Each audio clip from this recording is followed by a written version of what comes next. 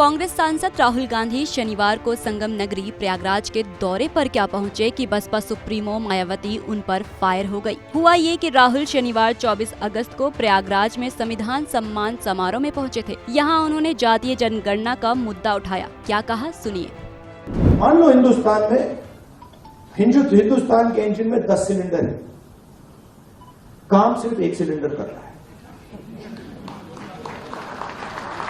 मतलब 90% लोग बाहर बैठे हुए हैं और देख रहे हैं,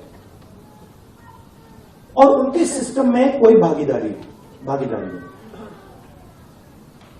उनके सिलेंडर में ना पेट्रोल मिलता है, ना मेंटेनेंस होती है, ना कोई चेकिंग होती है। एक सिलेंडर छोटा सा टक टक टक टक टक टक टक चल रहा है। कह रहे भैया दुनिया में, और कहते हैं भैया सुपर पावर बन जाएगा। कैसे सुपर पावर बन जाएगा? 90% लोग सिस्टम के बाहर बैठे हुए हैं। हुनर उनके हाथ में है, स्किल उनके हाथ में है, ज्ञान उनके हाथ में है, उनका कोई कनेक्शन ही नहीं है। तो इसीलिए हमने जाति जनगणना की बात की।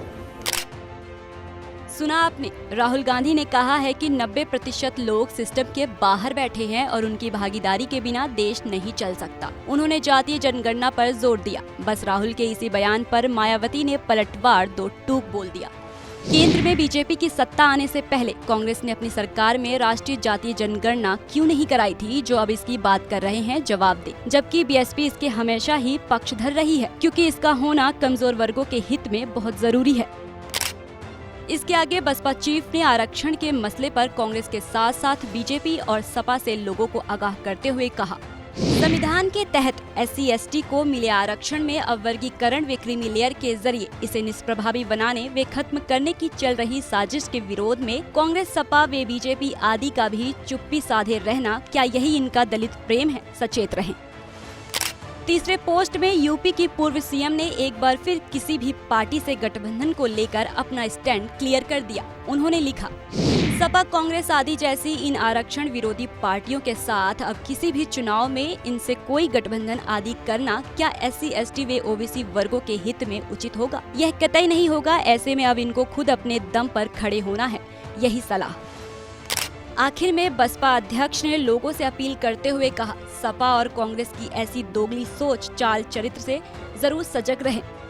यानी कि मायावती ने साफ कहा है कि वो आने वाले किसी भी चुनाव में सपा कांग्रेस जैसी पार्टियों के साथ कोई गठबंधन नहीं करेंगी। इसके अलावा उन्होंने जातीय जनगणना के मामले पर राहुल गांधी से सवाल पूछ लिया कि जब आप सत्ता में थे तब ये कदम क्यों नहीं उठाया। हालांकि राहुल मायावती के सवालों का जवाब देंगे या नहीं, ये बड़ा सवाल है।